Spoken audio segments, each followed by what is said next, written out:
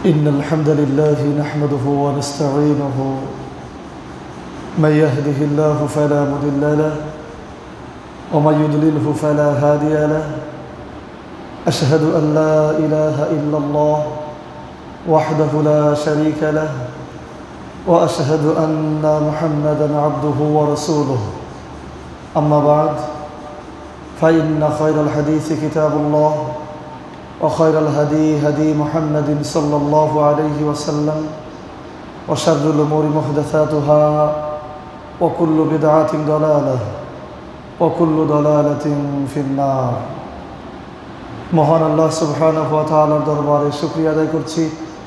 আল্লাহ রাব্বুল আলামিন আমাদের সকলকে রমজানের শেষ দশকে ইফতারের পূর্ব মুহূর্তে দুনিয়ার সমস্ত ফিতনা ফাসাদকে উপেক্ষা করে সমস্ত দুঃখ কষ্টকে জলাঞ্জলি দিয়ে কোরআন ও সুন্নাহর কথা শুনতে আসার তৌফিক দান করেছেন। এই জন্য সে আল্লাহ তাআলার দরবারে শুকরিয়া আদায় করে করছি আলহামদুলিল্লাহ। কি আলহামদুলিল্লাহ বলতে খুব কষ্ট হলো মনে হচ্ছে। আমাদের পরিচয় হচ্ছে আমরা মুসলিম, আমরা মুসলিম। ইতিহাস থেকে যেটা জানা যায়, মুসলিমদের আত্মিক শক্তি, ইমানি শক্তি হচ্ছে সবথেকে বড় শক্তি। আমরা জানি রাসূল সাল্লাল্লাহু আলাইহি ওয়াসাল্লামের সময় প্রথম যে যুদ্ধ সংগঠিত হয়েছিল বদরের যুদ্ধ, এই যুদ্ধটা মূলত রমজান মাসে সংগঠিত হয়েছিল। স্বাভাবিকভাবেই আরবে গরম থাকে, যদিও আল্লাহ সুবহানাহু ওয়া তাআলা বৃষ্টি দিয়ে একটা ব্যবস্থা করেছিলেন, আর সেটা ছিল রমজান মাস। বদরের যুদ্ধ সংগঠিত হয়েছিল 17ই রমজান। সে যুদ্ধে বিজয় অর্জন করেছিল মুসলিমরা এক বিরাট শক্তির বিরুদ্ধে। অসাম্য এক যুদ্ধ। মুসলিমদের সংখ্যা ছিল কম, মুসলিম বিরোধী সংখ্যা ছিল বেশি। তো এই রমজান মাসে তারা যে বিজয় অর্জন করেছিল, ইমানি শক্তিতে বলিয়ান হয়ে আল্লাহ সুবহানাহু ওয়া তাআলার সাহায্য নিয়ে, সুতরাং যুগে যুগে মুসলিমরা যে বিজয় অর্জন করেছে সংখ্যার দিকের বলে নয়, বরং ইমানের শক্তিতে বলিয়ান হয়ে আজও আমরা সেই মুসলিম। সুতরাং রমজান মাসে শুধুমাত্র একটু পানি আর খাওয়ার কষ্টে যদি আমরা দুর্বল হয়ে যাই, আল্লাহর প্রশংসার যদি আমরা কম করে ফেলি, তাহলে আমাদের ইমানের দুর্বলতা প্রকাশ পাবে। এজন্য আমরা একটু কষ্ট করে ইমানের শক্তিতে বলিয়ান হয়ে আমরা আল্লাহ সুবহানাহু ওয়া তাআলার দরবারে আরেকবার শুকরিয়া আদায় করে করছি আলহামদুলিল্লাহ। প্রিয় উপস্থিতি, আজকে যে আমরা এখানে এসেছি, কেন এসেছি বলতে পারেন? কি কারণে এখানে আসলেন? মূলত আমরা এখানে এসেছি ইফতার মাহফিলের দাওয়াত পেয়ে, তাই না? কিসের দাওয়াত পেয়ে? ইফতার মাহফিলের দাওয়াত পেয়ে এসেছি, তাই না? ইফতারটা কেন করবেন বলেন, উত্তর দেন। ইফতারটা কেন করবেন? রোজা আছেন তাই তো ইফতার করবেন। রোজা আছেন কেন? আল্লাহর হুকুমটা কেন হলো? রমজানে যে রোজা থাকতে হবে, এই হুকুমটা কেন হলো? রাসূল সাল্লাল্লাহু আলাইহি ওয়াসাল্লাম আসার পূর্বেও তো রমজান মাস ছিল। মুহররম, সফর, রবিউল আউয়াল, রবিউল সানি, জমাদুল আউয়াল, জমাদুল সানি, রজব, শাবান, রমজান, শাওয়াল, জিলকদ, জিলহজ, এগুলো ছিল না? রাসূল সাল্লাল্লাহু আলাইহি ওয়াসাল্লাম আসার পূর্বেও রমজান মাস ছিল, কিন্তু তখন তো এভাবে এক মাস রোজা থাকতে বলা হয়নি। কিন্তু রাসূল সাল্লাল্লাহু আলাইহি ওয়াসাল্লাম আসার পর, মুহাম্মদ সাল্লাল্লাহু আলাইহি ওয়াসাল্লামের নবুয়ত প্রাপ্তির পর এক মাস রমজানের এক মাস সিয়াম পালন করতে বলা হলো। কেন?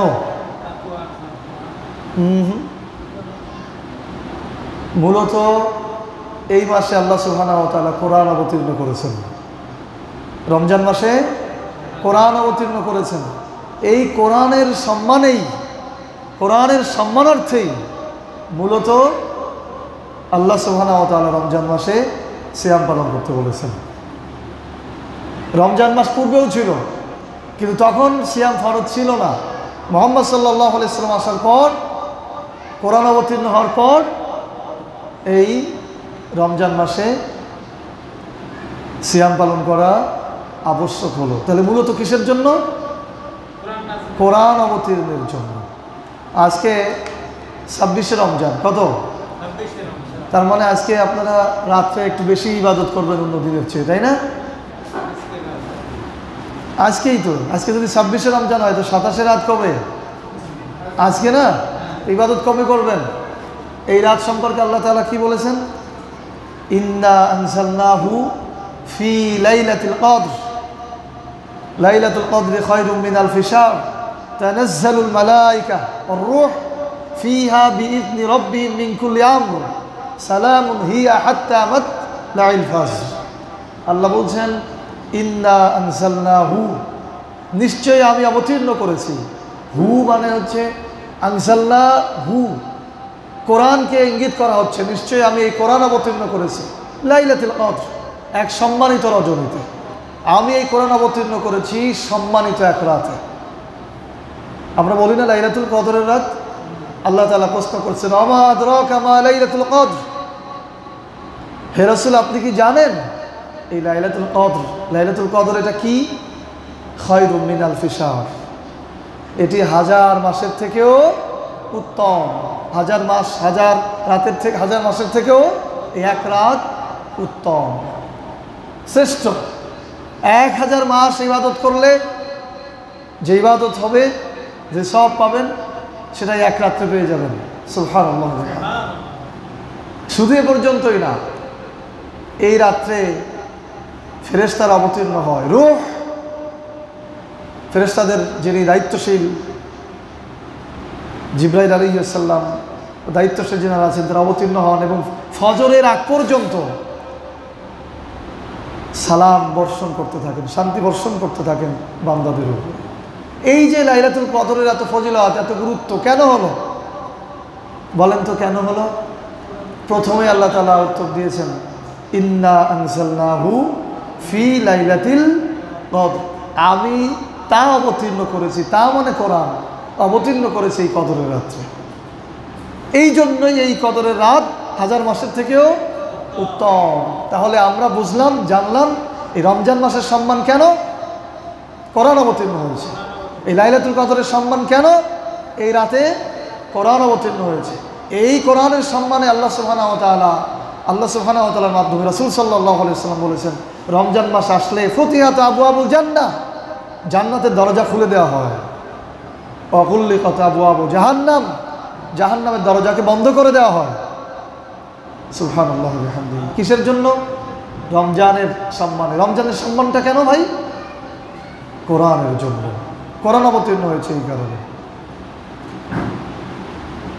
আল্লাহ সুবহানাহু ওয়া তাআলা স্পষ্ট বলেছেন শাহরু রমাদানাল্লাযী উনজিলা ফীহিল কুরআন হুদাল লিন-নাস ওয়া বায়িনাতিন মিনাল হুদা ওয়াল ফুরকান। শাহরু রমাদান, এটা সেই রমজান মাস, যেই রমজান মাসের মধ্যে কোরআন অবতীর্ণ করা হয়েছে, কোরআন অবতীর্ণ করেছে, যা হেদায়েতের স্পষ্ট দলিল এবং সত্য মিথ্যার মধ্যে পার্থক্য করে দেয়। কোরআন হুদাল লিন-নাস, গোটা মানব জাতির জন্য এটা হেদায়েত, পথ প্রদর্শক, শুধু মুসলিমের জন্য নয়। পৃথিবীতে যত মুসলিম অমুসলিম রয়েছে, হিন্দু, খ্রিস্টান, ইহুদি, বৌদ্ধ, যারা রয়েছে, পৃথিবীতে যত মানব জাতি রয়েছে, যত মানুষ রয়েছে, সবার জন্য পথ প্রদর্শক, হেদায়েতের বাহক হচ্ছে এই কোরআন। আর এটা সত্য মিথ্যার পার্থক্য করে দেয়। আল্লাহ সুবহানাহু ওয়া তাআলা বলেছেন ফামান শাহিদা মিনকুমুশ শাহরা ফালিয়াসুমহু, সুতরাং তোমাদের মধ্যে যদি কেউ এই মাস পেয়ে যায় তাহলে সে যেন ফালিয়াসুমহু, সিয়াম পালন করে। সুবহানাল্লাহি ওয়া বিহামদিহি। সূরা বাকারা আয়াত নম্বর 185। তাহলে আমরা মোট সব মিলায় বুঝলাম যে রমজানের সম্মানটা মূলত কোরআন অবতীর্ণের জন্য। এখন এই কোরআনটা কি ভাই? কোরআনটা কি? কোরআন হচ্ছে হুয়া কালামুল্লাহ। কোরআন হচ্ছে আল্লাহর কালাম, আল্লাহর কথা, আল্লাহর বাণী, আল্লাহর বিধান, আল্লাহর আইন, আল্লাহর দণ্ডবিধি, আল্লাহর নসিহা, আল্লাহর আদেশ, এই সম্মিলিত সব কিছুর নাম হচ্ছে কোরআন। এই কোরআন অবতীর্ণের কারণেই রমজান মাসের কি হয়েছে? সম্মান হয়েছে। এখন এই যে কোরআন অবতীর্ণ করলেন আল্লাহ তাআলা, কেন অবতীর্ণ করেছেন? কি জন্য আল্লাহ তাআলা অবতীর্ণ করলেন বলেন তো দেখি? আল্লাহ তাআলা কেন অবতীর্ণ করেছেন? কোরআন অবতীর্ণের কারণটা কি? আল্লাহ সুবহানাহু ওয়া তাআলা কোরআন কেন অবতীর্ণ করেছেন এটা বলছেন আল্লাহ নিজেই। কোরআনটা কার কিতাব? আল্লাহর কিতাব, আল্লাহর বই, আল্লাহর কথা, আল্লাহর বিধান, আল্লাহর আইন, আল্লাহর দণ্ডবিধি, আল্লাহর আদেশ, আল্লাহর নসিহা। আর সেটা কেন অবতীর্ণ করেছেন? আল্লাহ নিজে বলছেন, ইন্না আনসালনা ইলাইকাল কিতাব বিল হক, ইন্না আনসালনা ইলাইকাল কিতাব বিল হক। আমি এই কিতাব অবতীর্ণ করেছি সত্য সহকারে। আমি এই কিতাব অবতীর্ণ করেছি সত্য সহকারে। বিল হক লিতাহকুমা বাইনান নাস বিমা আরাকাল্লাহ। এই জন্য অবতীর্ণ করেছি যেন আপনি বিচার ফায়সালা করতে পারেন আমি আল্লাহ রাব্বুল আলামিন যেভাবে আপনাকে দেখিয়েছি। সূরা নিসা আয়াত নম্বর 105। আল্লাহ তাআলা তার হাবিবকে বলছেন, এই কোরআনটা যে আপনার উপর অবতীর্ণ করলাম লাইলাতুল কদরে, রমজানে, এই কোরআনের সম্মানার্থে যে এত কিছু করলাম, এই কোরআনটা কেন অবতীর্ণ করেছি? আল্লাহ বলছেন, ইন্না আনসালনা ইলাইকাল কিতাব বিল হক। আমি এই কোরআন অবতীর্ণ করেছি সত্য সহকারে, লিতাহকুমা বাইনান নাস বিমা আরাকাল্লাহ, যেন আপনি বিচার ফায়সালা করতে পারেন যেভাবে আমি আল্লাহ রাব্বুল আলামিন আপনাকে দেখিয়েছি। অর্থাৎ কোরআনের মধ্যে যে আইন রয়েছে, যে দণ্ডবিধি রয়েছে, যে ল রয়েছে, যে বিচার ব্যবস্থা রয়েছে, সেটা দিয়েই বিচার ফায়সালা করার জন্য আল্লাহ তাআলা পথ নির্দেশক হিসাবে কোরআন অবতীর্ণ করেছেন। এখন এই কোরআনকে আল্লাহ তাআলা বিচার ফায়সালার জন্য অবতীর্ণ করলেন। আমরা মুসলিম জাতি কোরআনকে কি কাজে ব্যবহার করছি? আমরা কোরআনকে ব্যবহার করছি কি কাজে? আমরা কোরআনের ব্যবহার নিয়ে গিয়েছি, কেউ যদি অসুস্থ হয় সেখানে তাবিজ লেখে তাকে সুস্থ করার জন্য কোরআনকে তাবিজ বানিয়ে ফেলেছি। কেউ যদি মারা যায় সেখানে তার রুহের মাগফিরাত কামনার জন্য খতম দিয়ে, সওয়াবের রেসানি করার জন্য কোরআন খতম দিয়ে কোরআনকে আমরা সেখানে ব্যবহার করছি। আমরা যদি কোনো বাড়িতে কোনো রকম জিন দত্তর আবির্ভাব হয়, ঘন ঘন বিপদ হয়, সেখানে আমরা কোরআন পড়ে বিপদ মুক্ত করার ব্যবস্থা করি। অথবা রমজান মাস আসলে আমরা কোরআন খতম করি, বা সওয়াবের উদ্দেশ্যে আমরা কোরআন তেলাওয়াত করি। মোটামুটিভাবে আমরা মুসলিম জাতি কোরআনকে এইভাবেই ব্যবহার করছি। আমি কি ভুল বললাম নাকি? কিন্তু আল্লাহ যে বললেন, ইন্না আনসালনা ইলাইকাল কিতাব বিল হক লিতাহকুমা বাইনান নাস বিমা আরাকাল্লাহ, এই কিতাব আমি আপনার উপর অবতীর্ণ করেছি সত্য সহকারে, যার সামনে থেকে কেউ ভুল ঢুকাতে পারে না, পেছন থেকে কেউ ভুল ঢুকাতে পারে না। আল্লাহ রাব্বুল আলামিন চ্যালেঞ্জ করেছেন, যালিকাল কিতাব লা রাইবা ফি, এটা এমন কিতাব যার মধ্যে কোনো সন্দেহ নেই। এই কিতাব অবতীর্ণ করেছি কেন? এর মধ্যে আইন দিয়েছি, ল দিয়েছি, দণ্ডবিধি দিয়েছি। এটা দিয়ে সমাজে যে দ্বন্দ্ব হবে, রাষ্ট্রে যে দ্বন্দ্ব হবে, এটা বিচার ফায়সালা করবে, মানুষের মধ্যে শান্তি স্থাপন করবে। এই জন্য কোরআন দিয়েছে। সেই কোরআনের ধারক বাহক তো আমরাই।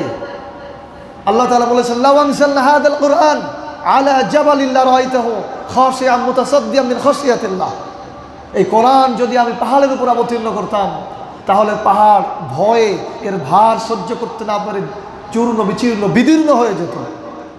সেই কোরআন অবতীর্ণ হয়েছে মানুষের উপরে। মানুষের দায়িত্ব গ্রহণ করেছে, এ দায়িত্ব নেবে, যা কিছু আছে তা পালন করবে। কোথায়?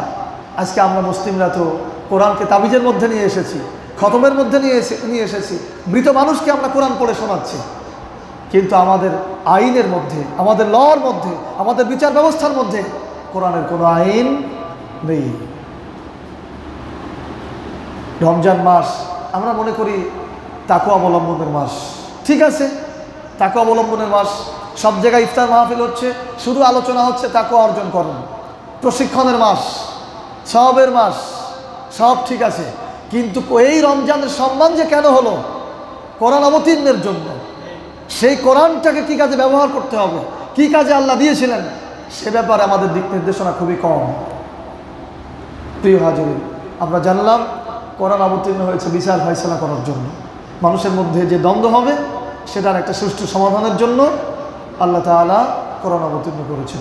এখন কোরআন দিয়ে যে বিচার ফয়সালা করা যায় এটা তো শুধু মুখে বললে হবে না।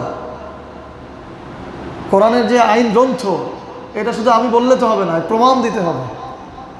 কোরআন আইন গ্রন্থ, তার প্রমাণ হচ্ছে কোরআনের মধ্যে আল্লাহ সুবহানাহু ওয়া তাআলা বিভিন্ন দণ্ডবিধি দিয়েছেন, বিভিন্ন আইন দিয়েছেন। আল্লাহ সুবহানাহু ওয়া তাআলা সমাজকে সুশৃঙ্খল রাখতে, নৈতিকতাপূর্ণ রাখতে, স্বামী স্ত্রীর মধ্যে ভালো সম্পর্ক রাখতে, পরিবারটাকে ঠিক রাখতে, নৈতিকতা ঠিক রাখতে, স্বাধীনতা ঠিক রাখতে আল্লাহ সুবহানাহু ওয়া তাআলা ব্যভিচারের দণ্ডবিধি দিয়েছেন, দণ্ড দিয়েছেন। যদি কেউ ব্যভিচার করে, বিবাহ ছাড়া যদি কেউ শারীরিক সম্পর্কে জড়িত হয় তাহলে তাদের শাস্তি আল্লাহ সুবহানাহু ওয়া তাআলা কোরআনে উল্লেখ করেছেন। আল্লাহ তাআলা বলেছেন আয-যানিয়াতু ওয়াজ-যানী ফাজলিদু কুল্লা ওয়াহিদিন মিনহুমা মিয়াতা জালদা। আল্লাহ তাআলা বলছেন আয-যানিয়াতু ওয়াজ-যানী, ব্যভিচারিণী নারী এবং ব্যভিচারী পুরুষ এদেরকে 100 বেত্রাঘাত করো। যদি অবিবাহিত হয় তাহলে 100 বেত্রাঘাত করো। সূরা নূর আয়াত নম্বর 2। কোরআনে আইন আছে কিনা সেটা বোঝাচ্ছে। কোরআনটা যে আইন গ্রন্থ তার প্রমাণ বোঝাচ্ছে।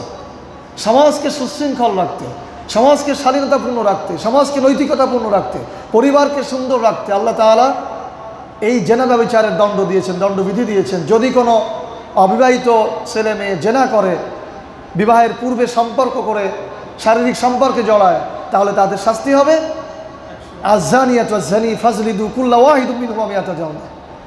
100 বেত্রাঘাত করো একদল মুমিন লোকের সামনে। সূরা নূর আয়াত নম্বর 2। অর্থাৎ এটা যদি বাস্তবায়ন করা হয় তাহলে সমাজ থেকে এই জেনা ব্যভিচার দূর হয়ে যাবে, পরিবার সুন্দর থাকবে, পরক্রিয়া বন্ধ হয়ে যাবে, হত্যা, ধর্ষণ এগুলি বন্ধ হয়ে যাবে। এই জন্য আল্লাহ তাআলা এই আয়াত অবতীর্ণ করেছেন, দণ্ডবিধি দিয়েছেন। সমাজ থেকে চুরি, ডাকাতি, ছিনতাই এইগুলো বন্ধ করার জন্য আল্লাহ সুবহানাহু ওয়া তাআলা কোরআনে দণ্ডবিধি দিয়েছেন।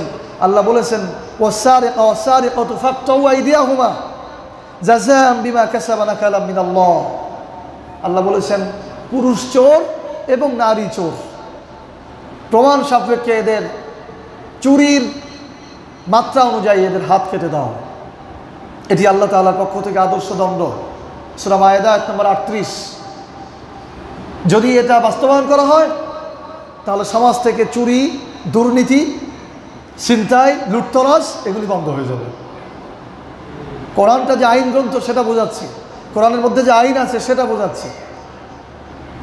সমাজে সন্ত্রাসী কর্মকাণ্ড বন্ধ করার জন্য, রাষ্ট্রে সন্ত্রাসী কর্মকাণ্ড বন্ধ করার জন্য আল্লাহ সুবহানাহু ওয়া তাআলা আইন দিয়েছেন। ওয়া কাতাবনা আলাইহিম ফিহা আন্না আন-নাফসা বিন-নাফসি ওয়াল আইনা বিল-আইনি ওয়াল আনফা বিল-আনফি ওয়াল উযুনা বিল-উযুনি ওয়াস সিন্না বিস-সিন্নি ওয়াল জুরহা কিসাস ফামান তাসাদ্দাকা বিহি ফাহুয়া কাফারাত লাহু। আল্লাহ বলছেন আমি তাওরাতে তাদের জন্য বিধান দিয়েছিলাম, অর্থাৎ তাওরাতে যে বিধান সেটা আবার কোরআনে আল্লাহ তাআলা নিয়ে আসছেন। বলছেন আমি বিধান দিয়েছিলাম জীবনের বদলে জীবন, চোখের বদলে চোখ, নাকের বদলে নাক, কানের বদলে কান, দাঁতের বদলে দাঁত, অজুরহা কিসাস আঘাতের বদলে আঘাত। অর্থাৎ কেউ যদি কাউকে আঘাত করে অন্যায়ভাবে তাকেও সমপরিমাণ আঘাত করতে হবে কোরআনের আইনের বিচার সাপেক্ষে। ফামান তাসাদ্দাকা বিহি ফাহুয়া কাফারাত লাহু। আর যদি কেউ এটার কোনো বিনিময় বা জরিমানা প্রদান করে সেটা তার জন্য কাফারা হবে। সূরা মায়েদা আয়াত নম্বর 45। এই যে সমাজে যে মারামারি, দাঙ্গা হাঙ্গামা, ফাসাদ এইটা বন্ধ করার জন্য আল্লাহ তাআলা এই আইন দিয়েছেন। আমি কি আপনাদের কিছু বোঝাতে পারতেছি ভাই? কথা কি বোঝা যায়? আমাদের উদ্দেশ্য হচ্ছে বর্তমান মুসলিম প্রজন্ম, বর্তমান মুসলিম জাতি ভুলতে বসেছে কোরআনটা কি। তারা মনে করে কোরআন দিয়ে শুধু নামাজ পড়তে হয়, তারা মনে করে কোরআন দিয়ে শুধু তাবিজ লিখতে হয়, তারা মনে করে কোরআন শুধু সওয়াবের গ্রন্থ, তারা মনে করে কোরআন শুধু তেলাওয়াত করলে হয়ে যায়। আমরা এই ভুলটা ভাঙানোর চেষ্টা করছি। আমরা মুসলিম জাতি সহ গোটা মানব জাতির সামনে এই কথা উপস্থাপন করতে চাই যে কোরআন শুধু তাবিজের গ্রন্থ নয়, কোরআন শুধু তেলাওয়াতের গ্রন্থ নয়, কোরআন শুধু খতমের গ্রন্থ নয়, কোরআন শুধু মানুষ মরে গেলে পড়তে হয় তা নয়, বরং কোরআনটা হচ্ছে বিচারকের টেবিলে থাকবে, কোরআনটা হচ্ছে আইন গ্রন্থ। এটা দিয়ে বিচার হবে। আর এটাই আল্লাহ বলেছেন, ইন্না আনসালনা ইলাইকাল কিতাব লিতাহকুমা বাইনান নাস বিমা আরাকাল্লাহ, আমি আপনার উপরে কোরআন অবতীর্ণ করেছি সত্য সহকারে, যেন আপনি বিচার ফয়সালা করতে পারেন যেভাবে আমি আল্লাহ আপনাকে দেখিয়েছি। আর তার প্রমাণে আমরা আইনগুলো বলছি যে কোরআনে যে দণ্ডবিধি আছে, এই আইন আছে, সেটা পড়ে শোনাচ্ছি আপনাদেরকে। আল্লাহ তাআলা বলছেন, ইয়া আইয়ুহাল্লাযীনা আমানু কুতিবা আলাইকুমুল কিসাস, হত্যাকাণ্ড বন্ধ করার জন্য। সমাজে হত্যাকাণ্ড না, এখন যে অবস্থা, মারামারি, কাটাকাটি, ধর্ষণ, ব্যভিচার, এগুলি কম না বেশি? এগুলি কম না বেশি? হত্যাকাণ্ড ব্যাপক আকারে বেড়ে গেছে, ধর্ষণ বেড়ে গেছে, ব্যভিচার বেড়ে গেছে, ছিনতাই, রাহাজানি, লুটতরাজ, কোন অপরাধটা কম আছে? সমস্ত অপরাধ বেড়ে গেছে।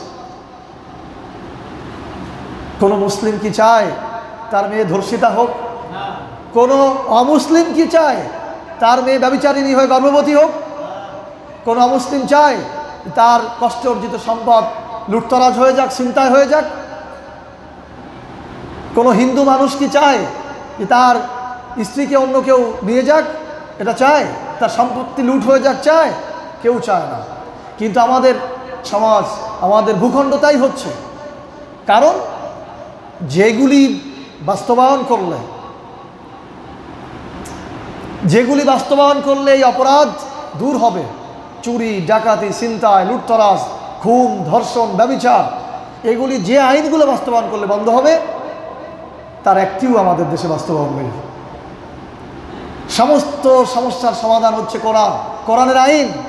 কোরআনের আইন যদি বাস্তবায়ন করা হয় তাহলে এগুলি বন্ধ হয়ে যাবে, মুসলিমরাও ভালো থাকবে, অমুসলিমরাও ভালো থাকবে। আল্লাহ তাআলা বলছেন, ইয়া আইয়ুহাল্লাযীনা আমানু কুতিবা আলাইকুমুল কিসাস, হে বিশ্বাসীরা, হে ঈমানদারেরা, তোমাদের জন্য কিসাসের বিধান দেওয়া হয়েছে। অর্থাৎ কেউ কাউকে যদি অন্যায়ভাবে হত্যা করে তাহলে তাকেও বিচার সাপেক্ষে হত্যা করা হবে। ফিল কতলা আল হুররু বিল হুররি, স্বাধীন ব্যক্তির বদলে স্বাধীন ব্যক্তি। ওয়াল আবদা বিল আবদি, দাসের পরিবর্তে দাস। ওয়াল উনসা বিল উনসা, ওয়াল উনসা বিল উনসা, নারীর পরিবর্তে নারী। ফামান উফিয়া লাহু মিন আখিহি শাইউন, আর যদি তার হত্যাকারীর পক্ষ থেকে তার ভাই কোনো জরিমানা দেয় আলোচনা সাপেক্ষে, সেটা ভিন্ন বিষয়। সূরা বাকারা আয়াত নম্বর 178। অর্থাৎ আল্লাহ তাআলা বোঝাচ্ছেন, কেউ যদি কাউকে অন্যায়ভাবে হত্যা করে তাহলে তাকেও বিচার সাপেক্ষে হত্যা করা হবে। এগুলি আল্লাহ তাআলার আইন, এগুলি আল্লাহ তাআলার বিধান, এগুলি আল্লাহ রাব্বুল আলামিন কোরআনে দিয়েছেন। এবং এটা দিয়েই বলেছেন, ইন্না আনসালনা ইলাইকাল কিতাব বিল হক লিতাহকুমা বাইনান নাস বিমা আরাকাল্লাহ, আমি এই কিতাব অবতীর্ণ করেছি কেন? যেন তুমি এই যে দণ্ডবিধি, এই যে আইন, এই যে ল, এটা দিয়ে যেন মানুষের মধ্যে বিচার করতে পারো, মানুষ যেন সুখে শান্তিতে ঘুমোতে পারে। এই যে প্রচণ্ড গরম, আপনি কি আপনার ঘরের দরজা জানালা খুলে ঘুমোতে পারবেন? সেই পরিবেশে দেশে আছে? আপনার জীবনের নিরাপত্তা আছে? আপনার মেয়ের সতীত্বের নিরাপত্তা আছে? নেই। অথচ এত আইন শৃঙ্খলা বাহিনী, এত বাহিনী, কিন্তু আপনার জীবনের নিরাপত্তা নেই, আপনার মেয়ের সম্ভ্রমের নিরাপত্তা নেই, আপনার সম্পদের নিরাপত্তা নেই। কেন নেই? কোরআনের আইন নেই, কোরআনের আইনের বাস্তবায়ন নেই। এই জন্য প্রচলিত যে সমস্ত আইন রয়েছে, এগুলির মধ্যে শুভঙ্করের ফাঁকি আছে, বিভিন্নভাবে মানুষকে অপরাধ প্রবণতা বাড়ায় দেয়। যে সমস্ত দেশে ইসলামিক শাসন প্রতিষ্ঠিত আছে, সৌদি আরব, আফগানিস্তান, ইন্দোনেশিয়ার আচেহ প্রদেশ, এই সমস্ত দেশের খোঁজ নেন। আমাদের দেশে দিনে যতটা ধর্ষণ হয়, আমাদের দেশে যতটা ব্যভিচার হয়, যতটা খুন হয়, সে দেশগুলোতে বছরের মধ্যেও এতগুলো হয় না। কারণ সেখানে কোরআনের আইন বাস্তবায়ন আছে। প্রিয় উপস্থিতি, আমি যেটা বোঝাচ্ছিলাম, এগুলি হচ্ছে মুসলিমের আইন, এগুলি হচ্ছে কোরআনের আইন, এগুলি মুসলিমের মানার কথা ছিল, বাস্তবায়ন করার কথা ছিল। এবং আল্লাহ তাআলা এই আইনগুলো দিয়ে বলেছেন, আফা হুকমাল জাহিলিয়াতি ইয়াবগুন, আফা হুকমাল জাহিলিয়াতি ইয়াবগুন, তারা কি জাহিলিয়াতের বিচার চায়? অর্থাৎ কোরআনের বাইরের বিচার চায়? ওমান আহসানু মিনাল্লাহ হুকমান লিকওমি ইউকিনুন, অথচ বিশ্বাসীদের জন্য আল্লাহ ব্যতীত কে আছে বিধান দানের শ্রেষ্ঠ? সূরা মাইদা আয়াত নম্বর 50। আল্লাহ সুবহানাহু ওয়া তাআলা প্রশ্নবোধক কথা বলছেন, মুসলিমদেরকে উদ্দেশ্য করে বলছেন, আফা হুকমাল জাহিলিয়াতি ইয়াবগুন, তারা কি আবার জাহিলিয়াতে ফিরে যেতে চায়? তারা কি আবার জাহিলিয়াতের আইন চায়, জাহিলিয়াতের বিধান চায়? ওমান আহসানু মিনাল্লাহ হুকমান লিকওমি ইউকিনুন, অথচ বিশ্বাসী সম্প্রদায়ের জন্য, ইমানদার সম্প্রদায়ের জন্য, মুমিন সম্প্রদায়ের জন্য আল্লাহ তাআলাই বিধান দানে শ্রেষ্ঠ। অর্থাৎ মুসলিম আল্লাহর আইন ব্যতীত, আল্লাহর বিধান ব্যতীত, আল্লাহর ল ব্যতীত অন্য কারো আইন মেনে নিতে পারে না। আজকে আমরা যারা মুসলিম প্রজন্ম, আমাদেরকে এটা বুঝতে হবে। সুতরাং কোরআন যে শুধুমাত্র খতমের জন্য, তেলাওয়াতের জন্য, তাবিজের জন্য, এই জায়গা থেকে আমাদেরকে ফিরে আসতে হবে, অন্যদেরকে বোঝাতে হবে যে না, বিষয়টি এমন নয়। প্রিয় উপস্থিতি, আমরা তো সবাই দাবি করি আমরা কি ঈমানদার। বলেন আমরা সবাই ঈমানদার। জোরে বলেন তো সবাই আমরা কি ঈমানদার। দেখেন এই ঈমানদারদেরকে উদ্দেশ্য করে আল্লাহ তাআলা কি বলেছেন। আল্লাহ সুবহানাহু ওয়া তাআলা বলছেন, আলাম তারা ইলাল্লাযীনা ইয়াযুমুনা আন্নাহুম আমানু। আল্লাহ তাআলা মুহাম্মদ সাল্লাল্লাহু আলাইহি সাল্লামকে বলছেন, আলাম তারা ইলাল্লাযীনা ইয়াযুমুনা আন্নাহুম আমানু। তুমি কি তাদেরকে দেখো নাই যারা দাবি করে আমরা ঈমান এনেছি, বিমা উনসিলা ইলাইকা ওয়া উনসিলা মিন ক্বাবলিক, যা আপনার উপর অবতীর্ণ হয়েছে, অর্থাৎ যে কোরআন আপনার উপর অবতীর্ণ হয়েছে এবং পূর্ববর্তীতে যে কিতাবগুলি অবতীর্ণ হয়েছে সব কিছুর উপরে আমরা ঈমান এনেছি। এটা তারা দাবি করে। ইউরিদুনা ইয়াতাহাকামু ইলা তাগুত, ইউরিদুনা ইয়াতাহাকামু ইলা তাগুত। কিন্তু যখন বিচারের সময় আসে, আইন প্রণয়নের সময় আসে, দণ্ড কার্যকর করার সময় আসে, তখন তারা তাগুতের কাছে বিচার প্রার্থী হয়। তাগুত কারা? তাগুত হচ্ছে আল্লাহদ্রোহী শক্তি। তাগুত হচ্ছে আল্লাহদ্রোহী শক্তি। তাগুত হচ্ছে যারা আল্লাহর জমিনে আল্লাহর দিন প্রতিষ্ঠিত হতে দিতে চায় না। তাগুত হচ্ছে তারাই যারা আল্লাহর জমিনে আল্লাহর দিনকে, আল্লাহর আইনকে, বিধানকে প্রতিষ্ঠিত হতে দিতে চায় না, মানুষকে আল্লাহর দিন থেকে ফিরিয়ে রাখে, ইসলাম থেকে ফিরিয়ে রাখে, কোরআনের আইন থেকে ফিরিয়ে রাখে। এরা হচ্ছে তাগুত। আল্লাহ তাআলা বলেছেন, আলাম তারা ইলাল্লাযীনা ইয়াযুমুনা আন্নাহুম আমানু।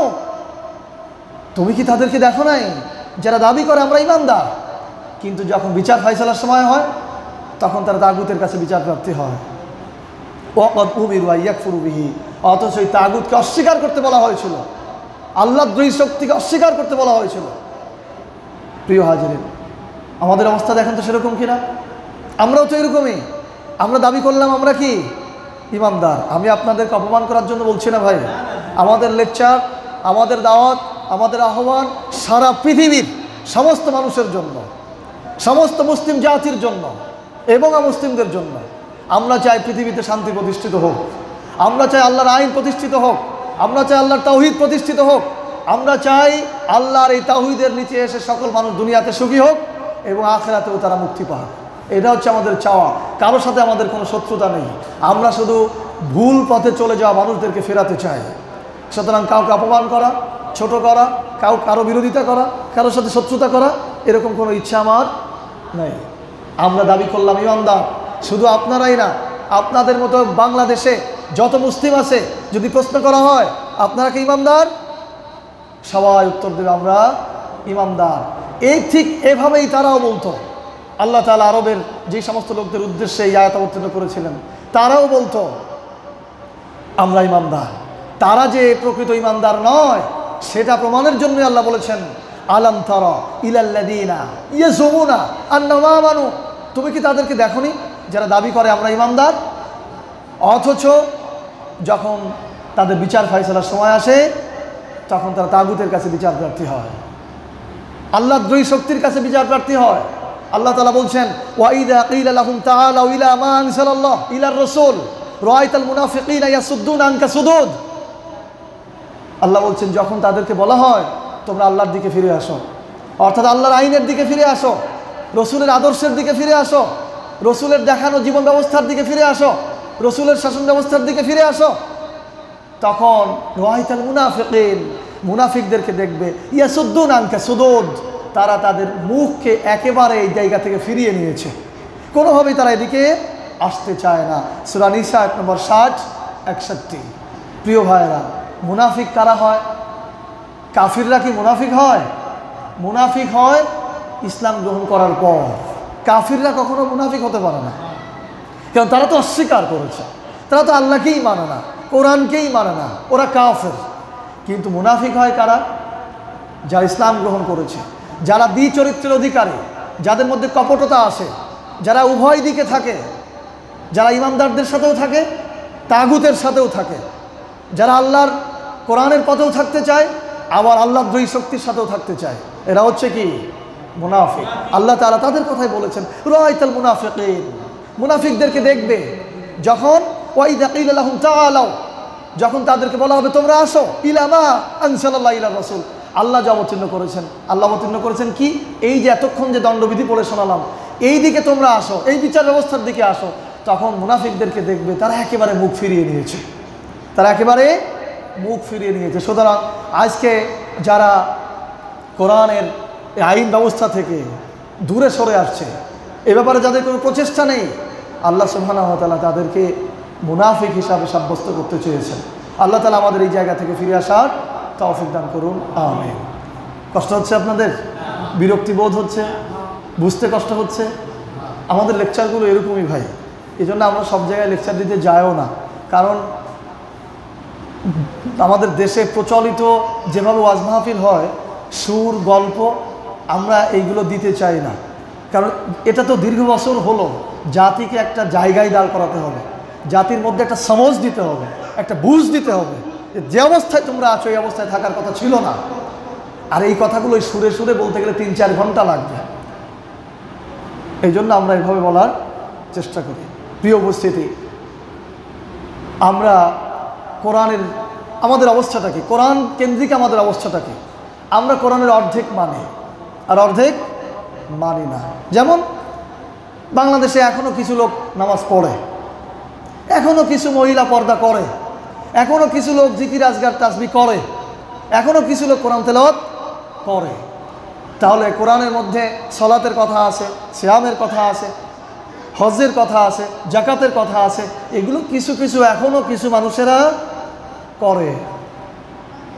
কিন্তু এই একই কোরআনের মধ্যে দণ্ডবিধি রয়েছে, বিচার ব্যবস্থা রয়েছে, অর্থ ব্যবস্থা রয়েছে, শিক্ষা ব্যবস্থা রয়েছে, রাষ্ট্র পরিচালনার ব্যবস্থা রয়েছে, রাষ্ট্র কিভাবে চলবে সেই দিক নির্দেশনা রয়েছে, অর্থনীতি কিভাবে চলবে সেই দিক নির্দেশনা রয়েছে, শিক্ষা ব্যবস্থা কিভাবে চলবে সেই দিক নির্দেশনা রয়েছে, সেই আইন রয়েছে, বিচার ব্যবস্থা কিভাবে চলবে, আদালত কিভাবে চলবে সেই নির্দেশনা রয়েছে একই কোরআনের মধ্যে।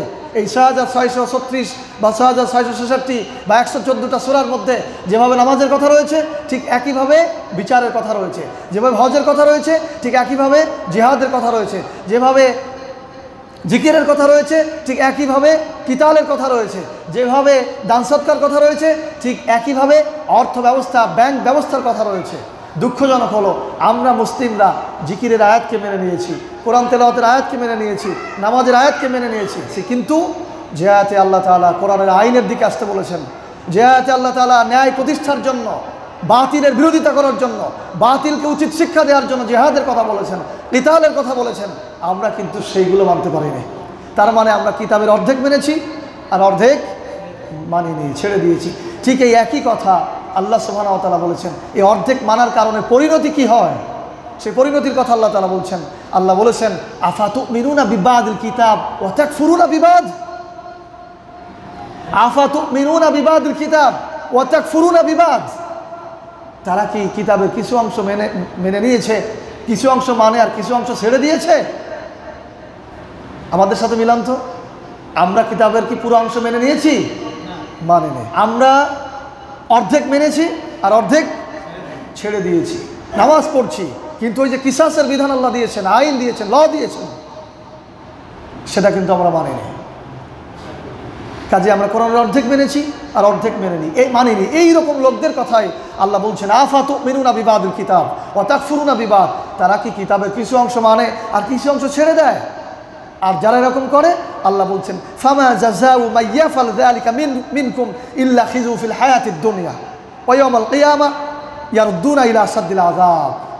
আল্লাহ বলছেন, যারা এভাবে কোরআনের অর্ধেক মানবে আর অর্ধেক ছেড়ে দিবে, দুনিয়াতে তারা লাঞ্ছিত হবে, দুনিয়াতে তারা অপমানিত হবে এবং কিয়ামতের মাঠে তাদের জন্য রয়েছে পীড়াদায়ক শাস্তি। সূরা বাকারা আয়াত নম্বর 85।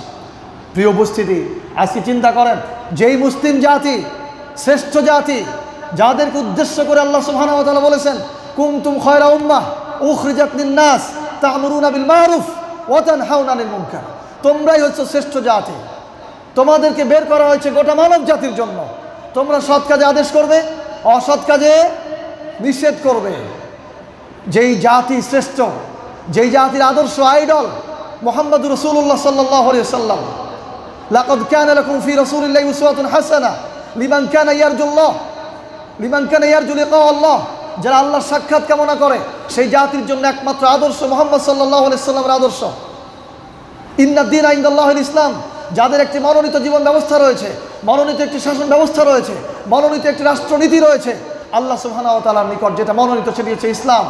যেই জাতির শ্রেষ্ঠ জীবন ব্যবস্থা ইসলাম রয়েছে, শ্রেষ্ঠ আদর্শ মুহাম্মদ সাল্লাল্লাহু আলাইহি ওয়াসাল্লামের আদর্শ রয়েছে, শ্রেষ্ঠ অভিভাবক যিনি আসমানের মালিক, যিনি জমিনের মালিক, সেই আল্লাহ রাব্বুল আলামিন রয়েছেন, যিনি আমাদেরকে জীবিত রাখতে পারেন, আমাদেরকে মৃত্যু দিতে পারেন। এই রকম অভিভাবক থাকতেও আজকে সেই মুসলিম জাতি পৃথিবীর প্রান্তে প্রান্তে লাঞ্ছিত, বঞ্চিত, নিপীড়িত, নির্যাতিত, নিগৃহীত, নিষ্পেষিত। এর পেছনে অন্যতম একটি কারণ হচ্ছে আমরা কিতাবের কিছু অংশ মেনেছি আর কিছু অংশ ছেড়ে দিয়েছি। আল্লাহ সুবহানাহু ওয়া তাআলা বলেছেন, আফাতুমিনুনা বিবাদিল কিতাব ওয়া তাকফুরুনা বিবাদ। গোটা মুসলিম জাতির, গোটা মুসলিম উম্মার বোঝা উচিত, বিশেষ করে বাংলাদেশের মুসলিম উম্মার, মুসলিম জাতির বোঝা উচিত, আজকে আমরা বাংলাদেশে 90% মুসলিম থাকা সত্ত্বেও আমরা এদেশে নিপীড়িত, আমরা এদেশে নির্যাতিত, আমরা এদেশে নিষ্পেষিত।